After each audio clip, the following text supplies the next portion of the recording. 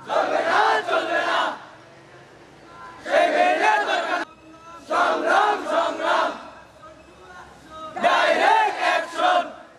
দফা দাবি আদায়ের লক্ষ্যে সিরাজগঞ্জের ইনস্টিটিউট অব মেরিন টেকনোলজি কলেজের শিক্ষার্থীরা বিক্ষোভ করেছেন। দেশের ৬টি মেরিন ইনস্টিটিউটের সাথে একাত্মতা পোষণ করে সোমবার সকালে ইনস্টিটিউট অব মেরিন টেকনোলজি সিরাজগঞ্জের আয়োজনে এই কর্মসূচি পালন করে।